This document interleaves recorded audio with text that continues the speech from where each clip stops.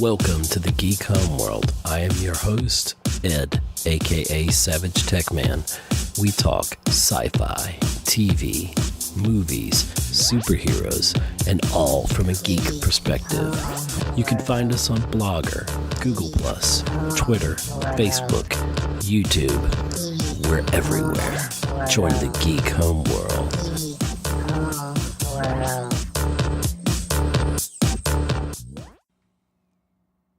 Hello, everyone, and welcome back to another exciting episode. This is our Oscars recap 2019 of the Geek Homeworld podcast. I'm welcoming back Scott Schreiber. Hey, thank you. And what a show. Wow, the most exciting, record-breaking... No, I can't even keep that up. I mean, there was some record breaking, but yeah, I thought that was a pretty lackluster telecast. Basically, you know, very few highlights for me. I mean, there's maybe 3 or 4 that stand out at most, and then everything else was just so politically driven and, you know, culturally driven that it was a little too transparent for me. And I know there was somebody with a watch that was just saying, okay, next segment. They did push it along pretty well, although there were moments that were very awkward, especially the ending with Julia Roberts. But very awkward, yeah. But, you know, but they did cut it down. I think it ran at 3 hours and 20 minutes, which is pretty good for them. I think it ran past past midnight last year. I remember being younger, trying to stay up till 1 o'clock. Now I'm always up at night, but it would be like 1 o'clock, 1:20, and it's still going on. I'm like, good Lord. But even with the shortened time, I was bored. I felt like half the speeches were, again, just, hey, we're going to list off all the people we worked with, you know, instead of coming up with a thoughtful, you know, message and speech that, you know, everybody could listen to and relate to. There were definitely some highlights, like Regina King and Olivia Colman was fantastic. I loved Olivia Colman. Because we're not just talking about the things, we're giving our overall feel, but there were a lot of bright moments in there. Olivia Colman, I love her. I am so in love with her now. She's just so incredibly funny. No, it was a unique, you know, I mean, she couldn't believe she won. It was I would say one of the biggest surprises, because when we were talking about this, I did put Best Actress into my lock category. I think maybe... And somebody picked that lock, apparently. They did. I mean, I think I might have opened the door and said, oh, there's a 1% chance that Coleman could win. But, you know, it felt like a lock to me, so that was a genuine surprise. And she was genuinely surprised, and it led to one of the best moments. We'll talk about that one in a little bit. But, yeah, I thought there were some good moments. Melissa McCarthy, obviously. Oh, my gosh. I love her to death, and she was it's so good that the film got nominated. She was nominated, too. She was nominated. Actually, I think it had 3 nominations, Richard E. Grant and Screenplay. Yeah. And even though she didn't win anything, but she came out in that dress. and Brian Tyree Henry from Atlanta. Yeah, that was a great moment. That was definitely the best presenter's moment. Right. It was definitely a costume moment. and I just love that. That was a great thing. Starting off at the beginning for me, even though it felt, and we've talked about this before we started recording, but Queen, I thought that was a good performance. You feel otherwise? I do. I feel like they missed a chance to really get the audience involved. They went with the 2 easiest songs, I guess you would say, for me, like the safest songs, like the ones everybody knows. And, you know, and obviously We Will Rock You is played in sports arenas across the land, so it's like everybody knows it and they can get involved. But as soon as it transitioned into We Are the Champions, the entire place just sat down and lost the energy. And I just felt like they missed an opportunity. They could have done... Maybe the transition wasn't... Yeah. Yeah, that kind of like took the air out of the room. And then if they had done something like, I mentioned that, if they had done something like Radio Gaga, where there's, you know, crowd interaction, and then maybe even going into the call and response that they did in Live Aid, that would have been a cool moment, right? If they had done the whole hey-oh, and if they had tried to do that and gotten the crowd involved, what a great moment. But instead, for me, it just kind of, it just didn't kick off the night like I thought it could Adam Lambert was doing his best, but it felt like I couldn't help but flash back to like American Idol, and he was on there.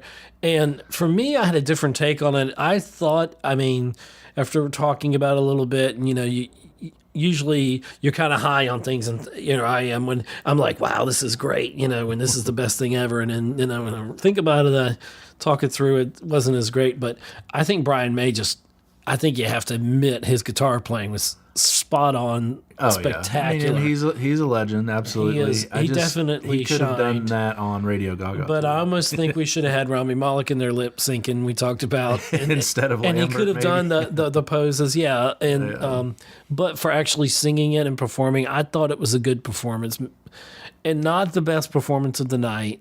Best performance of the night, obviously, and probably one of the best that'll go down in history is Lady Gaga and Bradley Cooper singing "Shallow." Right, that is the moment of the night, hands down. I think if you ask anybody, they'll say that. So that will stand the test of time as one of the greatest performances. And for them to take the cue from the movie to where, because the movie comes from behind the scenes and goes backstage onto the stage, and you always have the perspective of the artist, not the audience. So they stayed true to that and the way they shot that. And that was beautiful. The lighting was, everything was beautiful about it. Yeah. And it was just a wonderful performance, and it was powerful.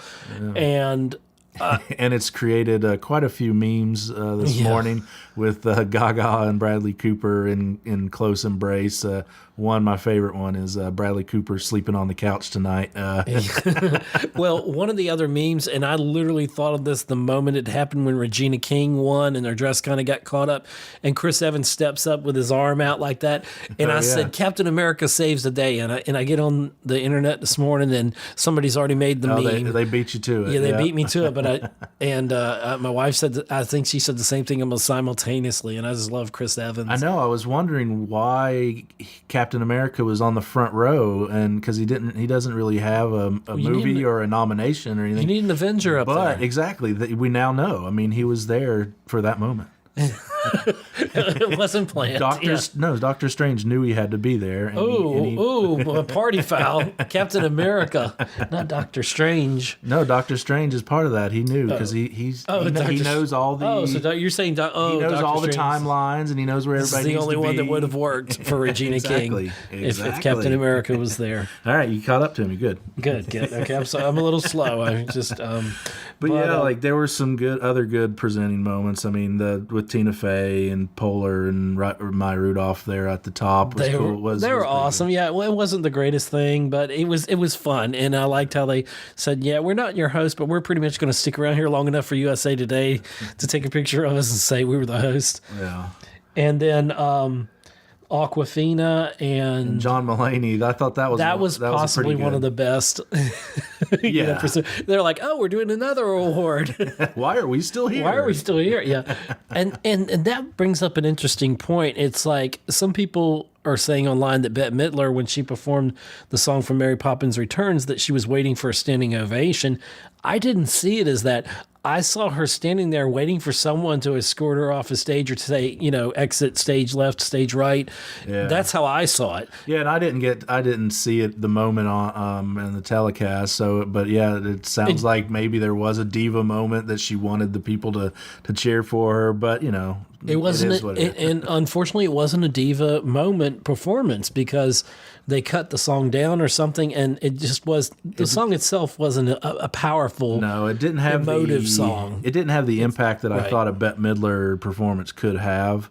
Yeah, and maybe perhaps they should have picked a different song for Mary Poppins. Triple O Light Fantastic would have lended itself to a huge production. Yeah, we were talking about that. Yeah, if it had the production value to everybody involved and would be more of a crowd pleaser. For you, I won't say it was downhill, but performance-wise, I mean, you were so-so with the Queen performance, but other than that Gaga, that's really all there were for performances. The songs Yeah. of the year didn't, even. Unfortunately, we didn't get a Kendrick Lamar SZA performance. That might have been interesting. Who Right. knows? But the other ones were lackluster. I'm were. sorry to say it, but Jennifer Hudson, she was. If I'm going to become an American, I'm going to become Simon Cowell here and be like, she was a little pitchy. So she had a problem. I don't know much about pitch and all that. I'm not a singer, but I could tell something was off, and I wanted to give her the benefit of the doubt. Maybe it's because she couldn't move. With that it looked like she was like they had her cape or whatever,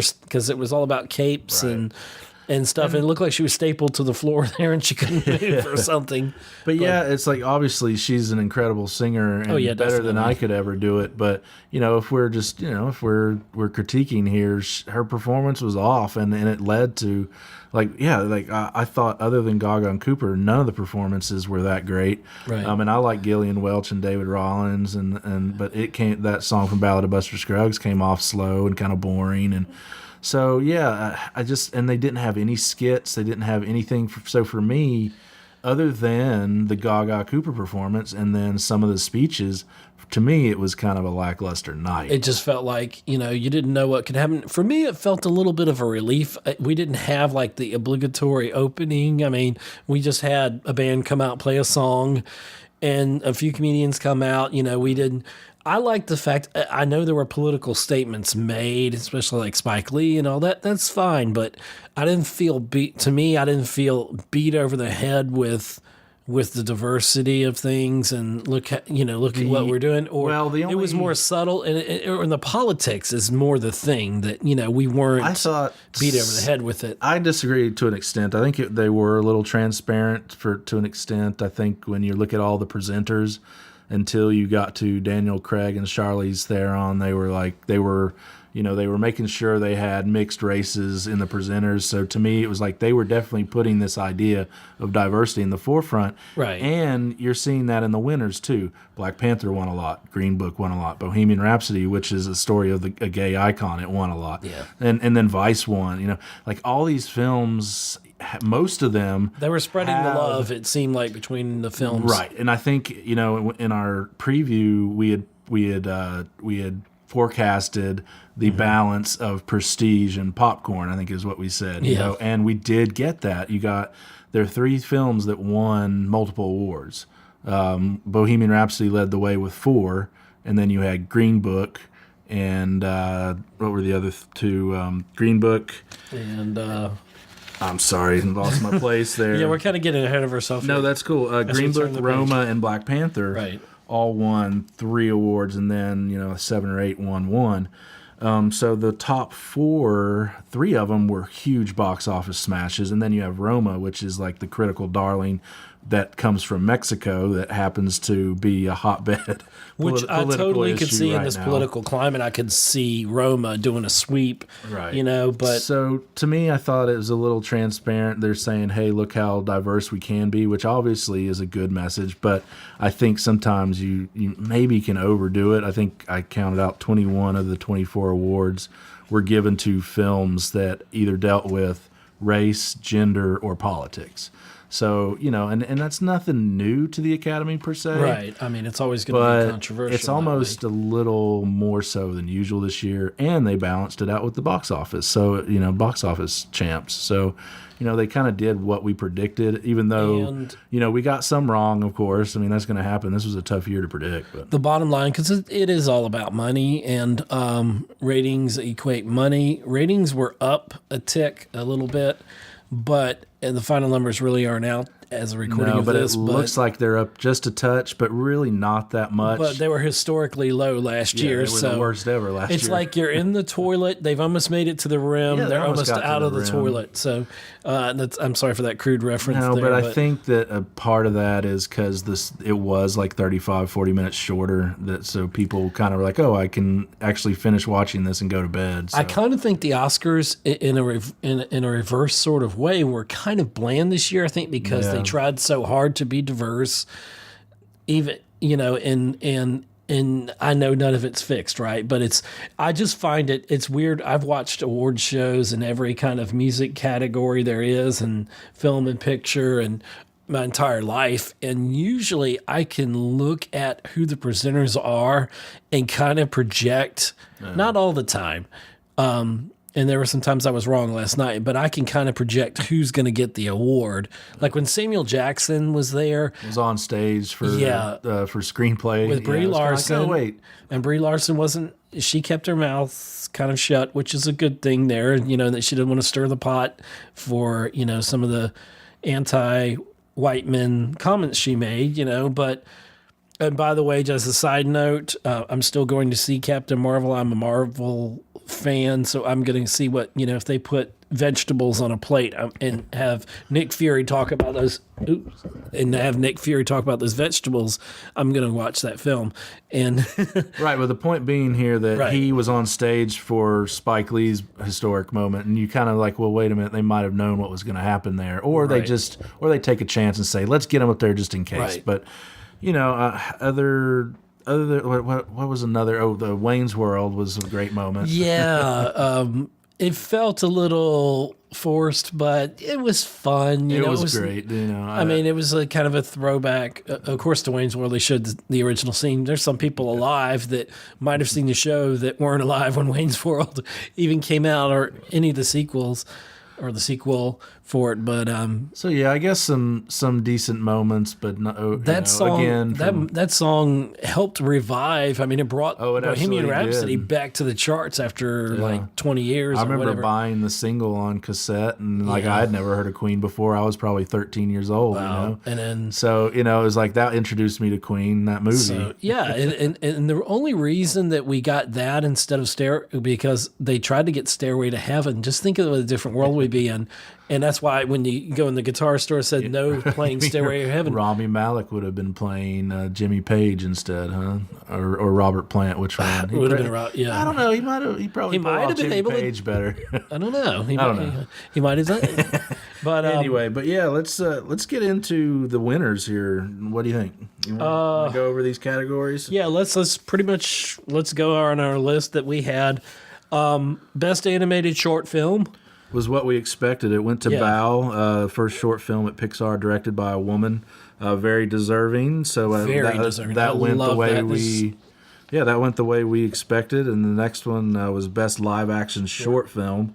This one, I remember surprised a little bit. Well, we said Marguerite was, but these are hard. These short films are hard to predict. But I remember saying if Marguerite doesn't win, Skin's going to win. So I kind of thought personally Mother would. It sounded more interesting to me. Like a cool one, but Skin got it. But I think Skin was the one that has already been picked up to be made into a feature. You did say that. So that was a possibility. So, and then documentary short went to Period End of Sentence. One of the better speeches of the night.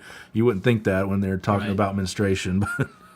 Yeah, I mean, I hadn't seen any. In all fairness, I hadn't seen any of the best documentary short subjects. And these are tough to predict. It's a very important because it's about women in India, and now they're making these own feminine products, and there were women that had to. My wife was informing me of this. There were women in India that. They would have to quit jobs or drop out of school. Well, more likely drop out of school because of that age. Right. The idea because of not having access to this stuff we take for granted. Well, yeah, right. Like the idea of this film was that once a woman has their first period, then their rights go out the window. Essentially, is the story, and they're fighting for their rights. So, obviously a timely subject, and. I think I'm definitely going to check it out. See, it might be on Hulu. They think, or maybe they think Netflix. I can't remember, but I'll go out there and try to find it. I'm trying to remember. Yeah, I feel like it was Netflix, but I could be wrong. And then we had our first lock of the night that we were right on was a foreign film, which was best foreign language film of the year. Was Roma, and well deserved. Yeah. I kind of felt like at this particular moment that. After this, I said, oh, well, here we go. At least Roma got the foreign language film of the year. So if it does not win Best Picture, at least it can still say it was kind of Best Picture. Right, and I think to most an extent. people saw Cuarón winning director and cinematography too. Yes. So it was kind of like, okay, maybe picture won't get, and but this was great. It was, I think at this time, was the second award of the night. Maybe cinematography was awarded before that, but Cuarón gave another great speech. Honestly, it was the first win for Mexico in this category. So that was a big deal, even if it didn't win Best Picture. And honestly, of the films there, it's really the only one that I knew about, and I think a lot of people felt that way. So it was definitely the most popular one, but it's an important film too. So let's see. Our next one was Best Documentary Feature, and you were super excited about this win. Yeah, absolutely. This was my favorite win of the night. Free Solo, where is the story of Alex Honnold and his quest to become the first to free climb the face of El Capitan. And what an extraordinary movie, and it was deserving. I was a little afraid RBG might sneak in here with the politics. Me too. I thought that. But if this is the one moment in the night where they definitely rewarded great storytelling and great cinematic work, like the camera work, the cinematography on this is incredible. So, best moment of the night for me was Free Solo winning. I do wish that they'd had a little bit more time for Alex, the climber, to come out and talk. But, it's the filmmaker's moment. So, and it was a husband and wife team, and they had a great speech. I really enjoyed it. That was fantastic. One of the best moments easily for me. The next category is Best Achievement in Makeup and Hairstyling, and it went to Vice. And this was one of the categories that was possibly going to be cut out of the ceremony, and boy, I wish they did. This was the worst speech of the night. Agreed. It was so terrible. Like they went back and forth and didn't know what they were doing. They should have picked one person to give the speech. And even the speech that they were trying to tell was only listing off names. It's like, please go up there with a story to tell. Yeah. Don't just list names. You're boring us to tears. I know it's important that these people, are mentioned, but you can thank them in your own time. Right. It's like, move on. Let's tell it, actually connect with people instead of just saying, well, I worked with Bob Smith and he was fantastic. It's like, but of the other nominees, Border and Mary Queen of Scots, hair and makeup going to Vice, got no problem with that win. No, it's the one that deserved to win. I just wish they had more, better things to say. Costume design, I was not secretly, I said before, I thought Mary Poppins Returns really would have gotten it, but, or my personal one, but I did put on my notes here, I'm looking at my original notes, I put will win Black Panther, and it did. And congratulations to Ruthie Carter. Yeah, this was a great moment, one of the better moments of the night. This was my pick for best costume of the year, and I was happy to see her win. She said it was a long time coming, which she it did was. Amistad. Yes, she was nominated for Malcolm X and Amistad, and she thanked Spike Lee for giving her a start because she worked on, I believe, Jungle Fever and Do the Right Thing. So.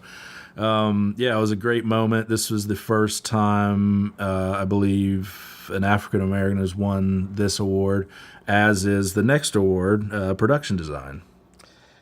Yeah.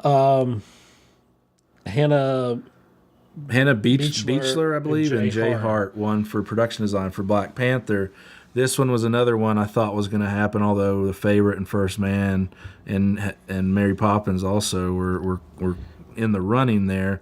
But this was an awkward moment. Like, there were parts of her speech that were great, but she was so out of breath and overwhelmed, and she took so much time that that Jay Hart, who was her teammate there, didn't get to speak. And I know that happens all the time. She's like, hold my award, and then she just goes off, and it's really cool. I mean, it was a good speech, but it's like she got off script, and she and that can happen when you're extremely nervous, but I feel a little bad for Jay Hart that he didn't get at least a second to say thanks. Yeah, exactly. Especially like he's kind of like he was almost maligned. It was her moment. I mean, she looked spectacular in her outfit and all that, and he was just kind of there. He could have easily looked like, one of the handlers they had up there. Unfortunately, and I guess I understand it though too to an extent because she was the first black woman ever nominated in this category, so therefore the first black woman to ever win.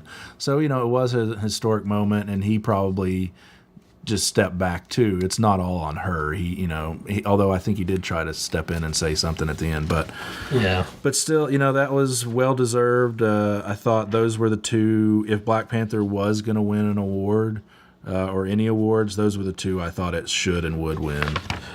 And I can't terribly disagree with that. Once again, though, I was a little prone to Mary Poppins Returns on this one because I just think the costuming was so magnificent and varied, but and Black Panther was an achievement too. With Mary Poppins, they nailed the look of the old one, but I think the category where we were most upset about Mary Poppins Returns not winning was original score. And that also went to Black Panther, and that was the one surprise that I think I said that it was either going to go to Black Klansman or Black Panther, but I still was surprised. You did say that. I feel like Mary Poppins was kind of the obvious choice. Mark Shaman behind but that. I kind of saw score this coming. because I'm not I wasn't humming the Black Panther theme or anything in the movie. Yeah. And Mary Poppins Returns, I was singing along with some of the songs as they, I'm seeing them, live on screen there. And for score, when you think of an overall score, I personally think Mary Poppins Returns was the best in that category. But Black Panther won, and, best of congratulations to the winners. And I think that partially that's just him, as I said, I think in the preview of he's an up-and-comer. He's been Ryan Coogler's composer, as we found out in his speech last night. Ludwig Göransson. That he had been composing. Young gentleman. Right, he had been composing with Ryan Coogler, evidently, on all of his films. So, it's kind of cool. And he just won a Grammy for his work with Childish Gambino. So there's, he's, popular within the industry right now. But it was really cool, if you're a smaller filmmaker, this really, I think more than anything in the show, this shows that you could be there, be loyal to your. He's like, we were at whatever university, I don't remember. Yeah, they were at USC. I don't think he said it, but I'm pretty sure Coogler was at USC. And he's like, that was 12 years ago, and look at us now, and this is amazing, and the guy was very gracious. Yeah, again, one of the better speeches where he actually said something instead of listed names. So Right. The next one is Best Achievement in Music, Original Song.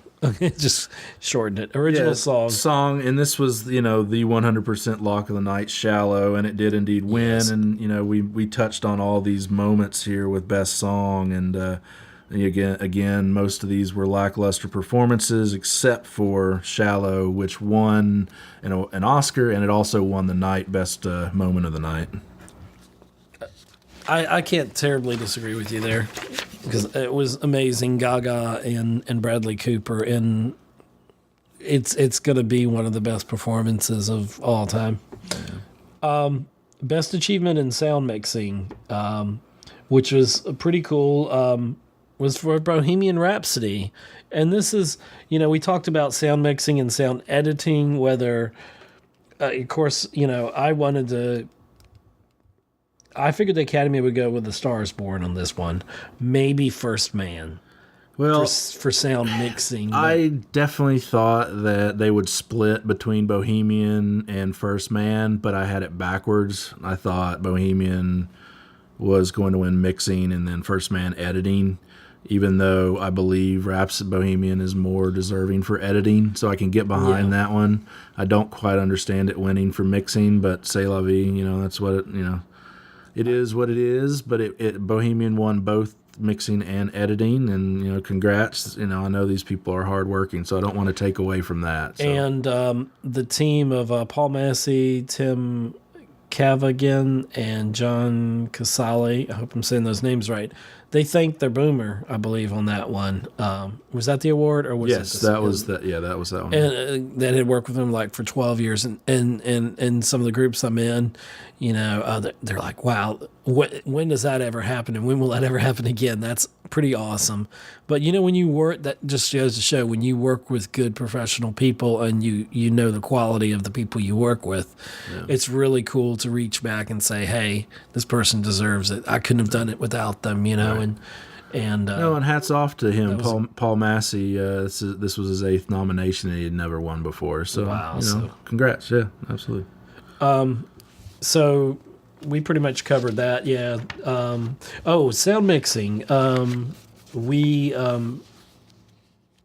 was a little surprised that First Man didn't get it because that was Mildred and I can't say her name, Eileen Lee. Oh yeah, the dual female editors, but again with Bohemian there was Nina Hartsock, so they did have that. Of course, my pick for sound editing was A Quiet Place. Yeah, which I can make a strong case. And again, for that. Bohemian won here, and that's where I would definitely I can back Bohemian more than, or for editing more than I can for mixing. I'll reiterate that. But I was a little upset that First Man didn't win one of those, but it won one later, and we'll get to that one. So the next one, Best Animated Feature Film, we called it, and the Academy agreed. And that was a no-brainer. Somebody said that it should have been up for Best Picture, I think, on the telecast last night, and I agree. Yeah, it's in both of our... Spider-Man in the Spider-Verse, yeah. Yeah, it was on both of ours. Both of our top 10 of the year. Very deserving. I don't remember the speech being that incredible, although they did touch on the idea about anybody can be on the mask, and that young men who saw, or not young men, but young men and women that see a character speaking Spanish, their main character speaking Spanish in a movie like this is a big deal. So but that was kind of a lock of the night and no-brainer there. And then we moved into what was somewhat of a difficult category. Yeah, very difficult to even predict too, because it's like, okay, and that's visual effects. And I thought the Academy, even though I was thrilled that this went to First Man, because I thought it would win a sound award, but it did not. So I was thrilled that it did come away. This was its sole win of the night. For First Man. Paul Lambert won for Blade Runner 2049 last year, and now it's back-to-back. Very much deserved. Yeah, absolutely. And so the voters ended up voting for the use of miniatures, more so than the CGI, which was the other nominees. So, but I thought they missed an opportunity here to reward Infinity War. Arguably the biggest movie of the year other than Black Panther. It's the Snap Heard Around the World. Right, and the Snap Heard Around the World is arguably the visual effects moment of the year, with no doubt. I agree. So why not reward it the Oscar here? But, again, happy First Man won. My pick originally, and I thought the Academy would go with it too, or maybe, I'd put it Infinity War up there too, but it was hard because Christopher Robin was done so well, so seamless. First Man was great, but Ready Player One had to get so many things historically right with the characters and the cars and different things. But I thought Infinity War or it would win, but we got First Man. Solo, I would have been upset if Solo won, and that's me being a Star Wars fan. So I got to move on from there before my stomach gets upset. So we'll talk about editing, which is going to make my stomach upset. Yeah. I love Bohemian Rhapsody, so I was glad it won. Should it have won? I don't know. I kind of thought the Academy was going to go with Vice. Yeah, me too. But again, it's like, I think we talked about this in our preview, where this was a lackluster category. There are films like They Shall Not Grow Old, and A Quiet Place, and First Man that aren't even nominated here. Right. So, and then Bohemian Rhapsody for me. I'm trying not to hurt your feelings here, but again, I like it better than a lot of films this year. I want to preface this by saying I by no means am trying to discount people's hard work here, because I know how hard it is to make a movie and to make it come off great. And Bohemian Rhapsody is a fun movie, but this is not the MTV Video Music Awards. I'm sorry, or the Movie Awards, the VMAs. This is not an MTV Awards. And for it to get editing baffles me, because it was essentially a 2.5 hour long music video, and I just don't understand it here. But I'm not gonna try to discount the man's accomplishments. I like his story. He was a composer. He talked about writing music growing up and his parents, letting him do whatever he wanted, and it was a good speech. And I'm happy for him again. I just think, honestly, any of these nominees I wasn't that thrilled with. I wanted the favorite to win here, but it is what it is. I'm not always going to agree. And our next category was cinematography, one of those that was going to be given out during a commercial, and the Academy reversed their decision and showed it. But yeah, Roma walked away with that. Roma and Alfonso Cuarón. This was his first win of the night, even though we've already talked about foreign film.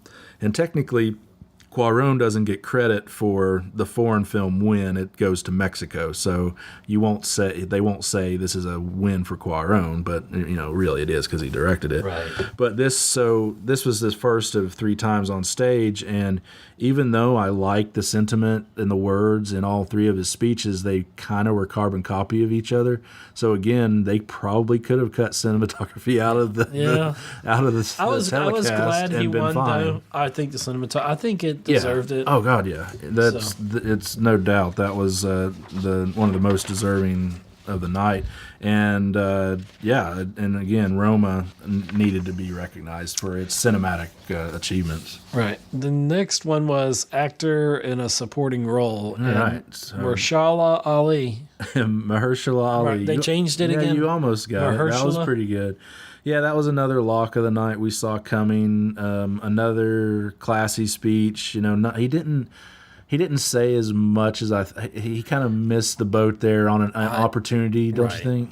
But he's been there a bunch too. So a lot of his speeches before this were better, in my opinion. Because he won this 2 years ago for Moonlight? He won this 2 years ago for Moonlight, and then he, even that award season and this award season, he was winning all the precursors. So he had 4 or 5 speeches before this that he gave, and he kind of ran out of stuff to say, I think. Yeah, I know. It's like doing the circuit of radio interviews. You're like, okay, here's another one, But, But yeah, hard to argue with that one. We predicted that one and saw that one coming. But it was interesting. Other than, I don't think Adam Driver deserved that. Nothing against Adam Driver, but for Black Klansman, in that category. But Sam Elliott was in there, and Sam Rockwell, and then you have Richard E. Grant thrown in for the mix, which he's hilarious. He was great. Yeah, he's really good. I almost, for a second, thought that maybe there was an outside chance that Grant would get it, but he did. He won. I had no problem with the day before at the Independent Spirit Awards. The Independent Spirit Awards really don't gauge the Oscars that much, but still, he did win for supporting actor of the night. Because Ben Foster got one the year before or whatever. Yeah, when we were filming Galveston. Yeah, which film was that for? Anyway, it was Hell or High Water. Yeah, it was. You're right. Yeah, and nothing against Ben Foster. I'm just saying, I just remember that. Yeah, and it's not. You're just going back to, it's not a gauge of the Oscars. Right. So then we have performance by a supporting role for an actress, and another one we called here and loved it. Probably one of the best speeches for me of the night. So heartfelt and just so. It was humble, like Regina King. And for If Beale Street Could Talk. Yeah, If Beale Street Could Talk, Barry Jenkins' adaptation of James Baldwin novel, and Regina King has some of the best moments in the film, and but yeah, her speech, if not for Olivia Colman, would have been the speech of the night. Yeah. I think that just because she was just so humble. Yeah, and Captain America when she was coming up there saving the day. But yeah, her speech where she said, and a lot of them, without being too preachy, she said, "God is good all the time," And Right. and it was just so heartfelt and genuine. She was genuine. She wasn't reading off a list of names. Nope, absolutely. Or echoing someone else doing it, and it just, and her mom being there made it even more powerful. And I've already seen the memes already with the picture of her on 227 to now, and I don't know anybody who doesn't like Regina King. So what a great thing to have for her. And forgive me if I'm out of place here, but who is the gentleman that won an award and said that it would go to his parents' house and sit on the or I don't know. I was trying to think who that was. That might have been the gentleman before, but anyway. So I'm just thinking out the top of my head. But actor in a leading role, my guy Rami Malek, he won for Bohemian Rhapsody, portraying it Freddie Mercury of Queen. You were over the moon excited about the win. No, I like him as a person, and that's why he won. Everybody likes him as a person. Not to discount his embodiment. Like, obviously, I'm one person. I'm one opinion. But yeah, I'd rank all four of these other performances ahead of him. But again, he gave a wonderful speech. It's a moving testament. I think the Academy really wanted to reward not only his performance, but the fact that he is a first-generation American. Egyptian American. His parents are both immigrants. So you can't discount that playing into this, in my opinion, when the other four nominees are all old white guys. I'm sorry, I just think that he radiated such positivity, and this is a film about one of the greatest gay icons there ever was. So again, I think there's a lot of politics, cultural stuff here, because when you put his performance logically, for me, and I use logic here, not necessarily. I'm sorry, and I know it's again a one man's opinion, sure, but I'm using logic when I put his performance next to Christian Bale's or Cooper's or Defoe's even, and I just can't put him above those performances on just pure merit. When you just compare him and Cooper actually sings and performs, and and Rami is lip syncing the whole time. Yeah. So should that take away from his overall performance? Maybe not. So maybe I'm being a little unfair there. So but again, I'm like, would I put? If it were the Grammys, definitely. No, Cooper. And I get that point. It is a different medium. So again, what a great person he seems to be. I don't know. Obviously never met the man, but God, what great speeches, and people obviously love him and love the story of Freddie Mercury. So I've loved him since. His performances. I've loved his performances in Mr. Robot that he won there. And, he's been on, I think he may have won every award pretty much. He's won several awards leading up to this Academy Award for Best Actor.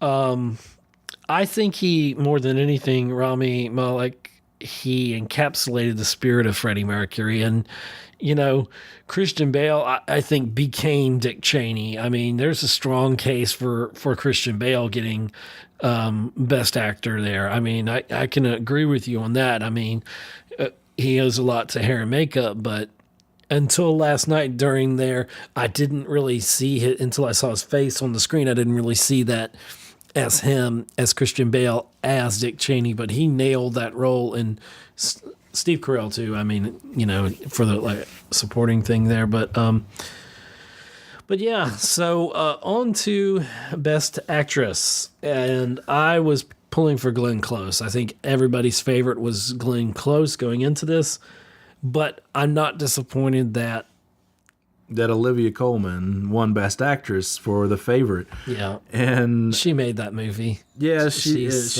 fantastic in it, and I had picked Glenn Close. I really thought everybody was voting sentimentally here So, it was one of those big surprises of the night. I think this and a little bit Best Picture are probably the biggest surprises of the night.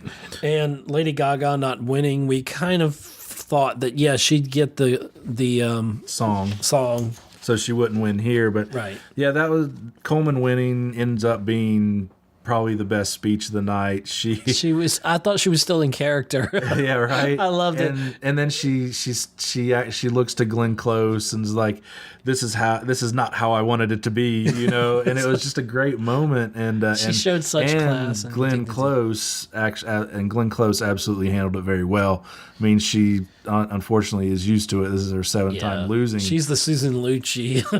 And it makes you wonder, now. will she ever get another role that could get her the Oscar? I don't know. I don't know. Probably not. And the wife is spectacular. If you hadn't seen it, I mean, that's until I saw it, I thought it was just, Glenn Close is in here. When I first saw the nominations, I'm like, they're giving it to her for nostalgia or reasons that she didn't get it. Like I was almost thinking that was Spike Lee to an extent. Mm-hmm. But then I saw the wife, and she so deserved it. Absolutely. But congratulations to Olivia Colman there. So, Best Adapted Screenplay. We get into some disagreements with what the Academy chose on this, but Black Klansman won, and the famous Spike Lee speech. It's going to be a moment where he's up there, Samuel Jackson. He runs up there, jumps into his arms and all that. And that's going to be something they're going to play over and over. I think this was a moment. Him jumping into Samuel Jackson's arms definitely will be replayed. And it was a cool moment to see Spike Lee finally win after his long career. Maybe not for the right movie, but that's debatable.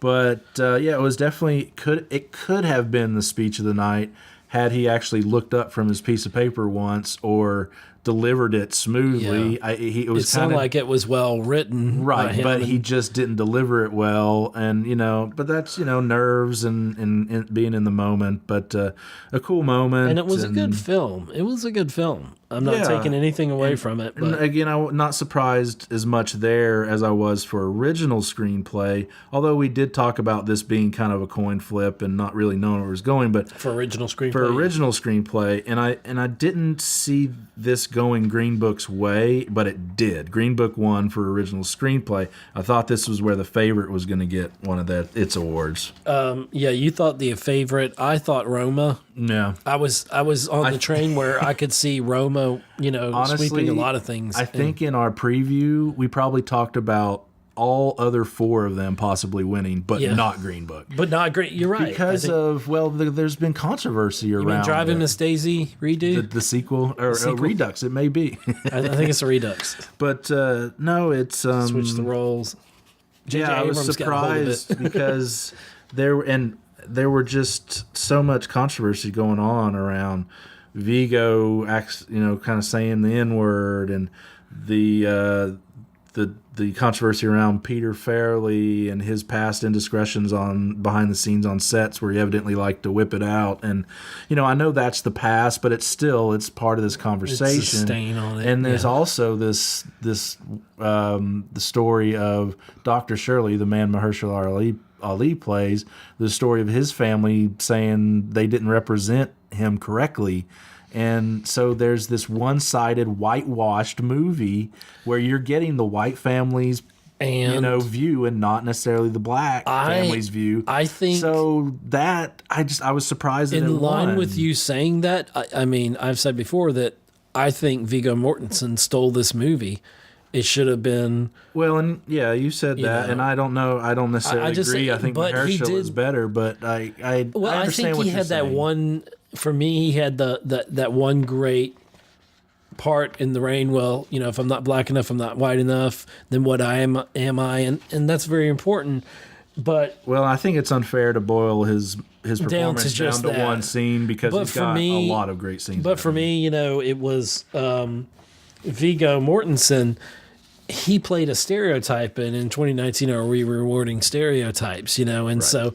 Yeah, Green Book winning was a little strange, and that was the one we did not think would win. Yeah, and when that happened, it kind of foreshadowed what was going to happen later, and we'll get to that in two categories. First, we'll talk about directing, another what I thought was a lock of the night, and that was Alfonso Cuarón for Roma taking home his third Oscar of the night.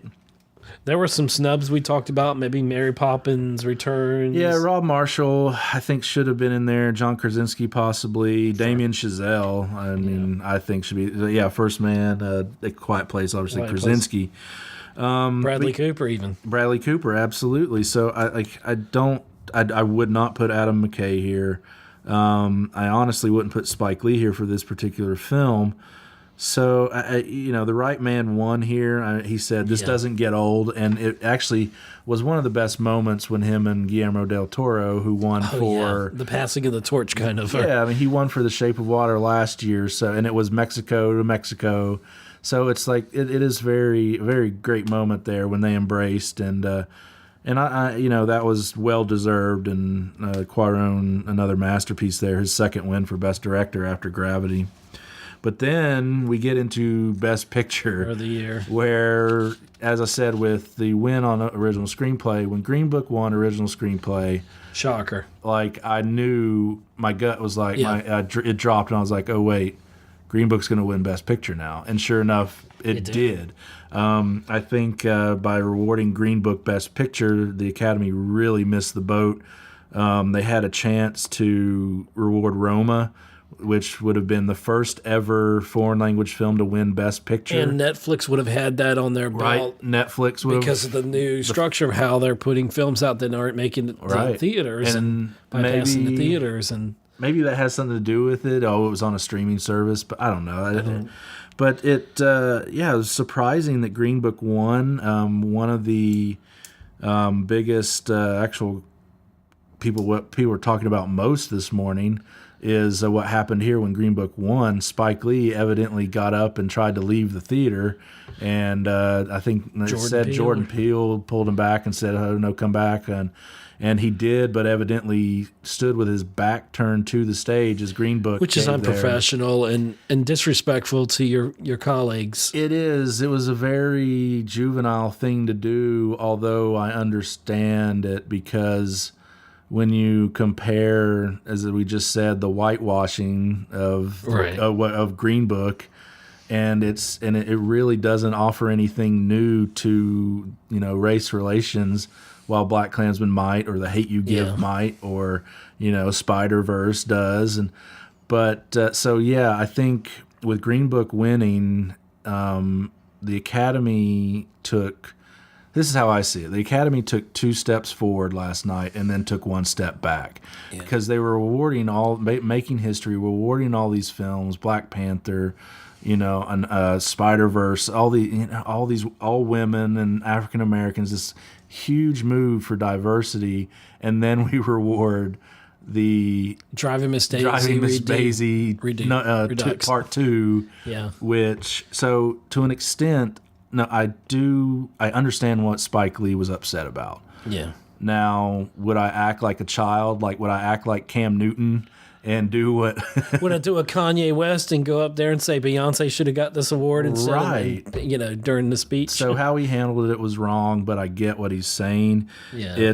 But when we look at the overall picture here, it looks like they were rewarding audience favorite films.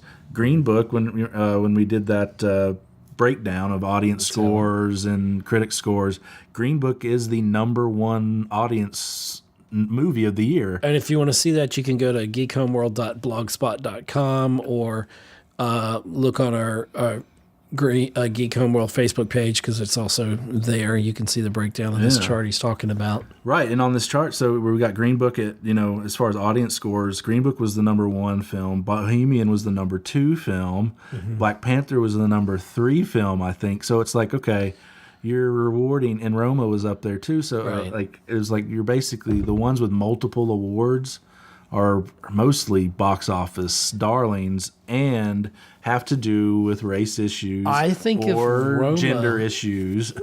Or what do you think? Maybe I'll pose this as a question.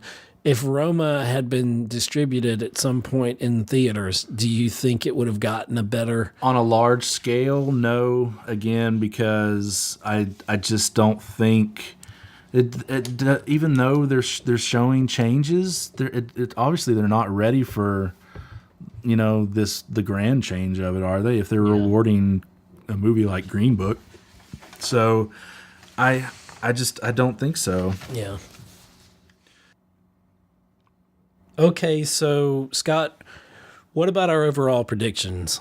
Well, for the most part, we did pretty good, but as we said, don't trust us too much here because it was a hard night to predict. So we got maybe 2 out of 3 right on average. So not too bad, but we were off here and there. But it was going to be tough. We were right about Cuarón and Roma owning the night, except for Best Picture.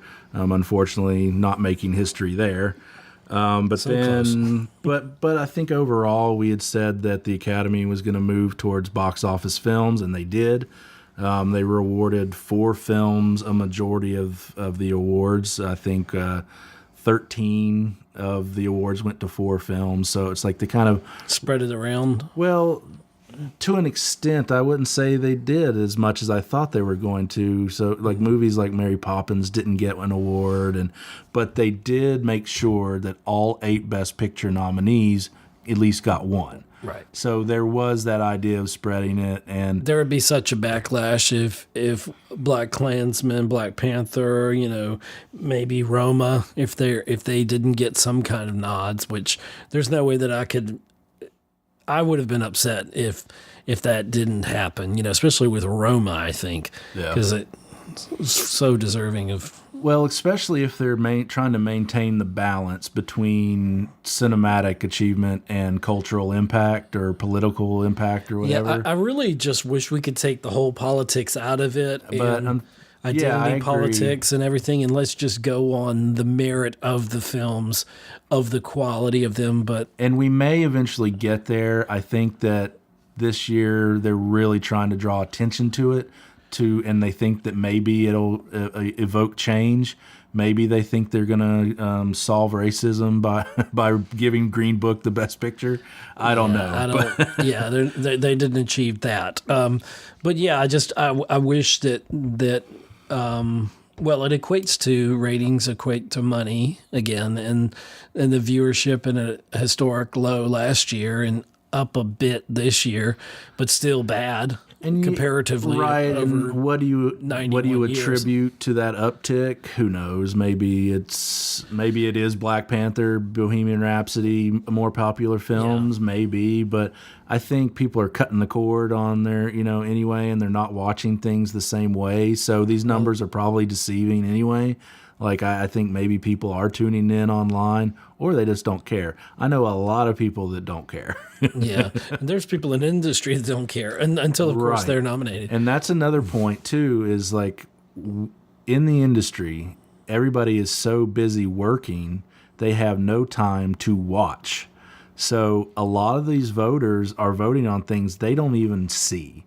And unfortunately that's an error. Like that's just going to be something that is wrong with this process, but they're so busy that rarely they get to even watch these, and it's word of mouth. Oh, Rami Malek's a great guy. We're going to vote for him.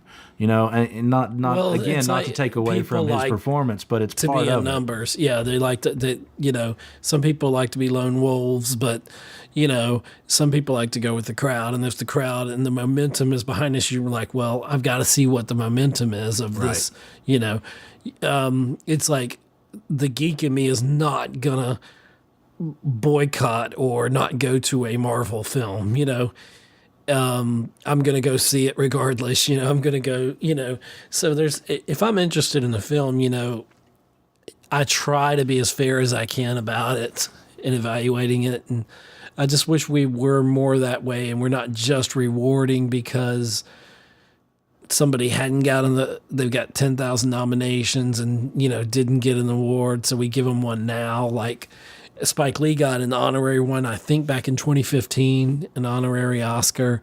And then, and there's other films that maybe he should have won for in the past. And I don't know necessarily Black Klansman. It wasn't a bad movie, but I don't know necessarily this was the film that he should have gotten an award for. But, But congratulations to him anyway. Right, and let's not dwell on the negative here. Let's dwell on the positive as we end this podcast. I think I just want to end by saying that we did get a history-making performance from Lady Gaga and Bradley Cooper. So at least we got one extremely memorable performance and moment. So Queen. I'm happy with that. Free Solo winning, First Man getting one. So I'm going to take the positives from this, and and time will tell whether this truly was the turning point of bringing in more box office movies. I think it is self-evident. It happened. I just hope we're not pandering too much to what's popular, because it's like what's popular and what is actually the best. Right, and that's that's going to be always interesting. The same thing. Yeah, that's going to be interesting to see as we go down Next the line. year. So see you in 2020 for that one, the next one, I guess. Well, thank you, Scott. And if you hadn't checked out our blogs, Scott did some wonderful blogs. You can see them at Geek Homeworld. .blogspot.com, and we've got a lot of traffic on those. Kind of see where our hits and misses were, but you really thought out, you do your research, and so I appreciate all that you've done on those blogs, and for being on the last several episodes, especially the ones here about the Oscars. Yeah, no problem. And thank you, sir. I hope to have you back soon, and you're about to go back to work on a film you can't talk about. Well, I can at least say, like, I'm going to be working on a Barry Jenkins production, so I'm thrilled to say that. I can't say much more other than that, but okay, I don't want to press you. Just kind of blessed to be where I'm at, to go to an Oscar-winning filmmaker to work on his productions is fantastic. So got a couple more weeks off. I'd love to do a best of 2009, or not best of, but a preview of 2019. So we'll try to knock that out before I go back to work. Yeah. All right. Well, thank y'all for listening. geekhomeworld.libsyn.com. Please go over and check out our Geek Homeworld Facebook page. Like us there. Follow us. Always some good stuff there. You can hear these episodes also on iTunes, Geek Homeworld, and on YouTube, Geek Homeworld. So I'm Ed Ciucevich, a.k.a. Savage Tech Man, along with Scott Schreiber, and see you at the movies. Yes, sir. I guess. Bye. Thanks for listening to another episode of the Geek Homeworld with your host, Savage Tech Man. You can find us on Libsyn, Google+. Follow and interact with us on Twitter. Like us on Facebook, listen to us on iTunes and leave a review, subscribe to us on YouTube, read our thoughts on Blogger. See you again on the Geek Homeworld.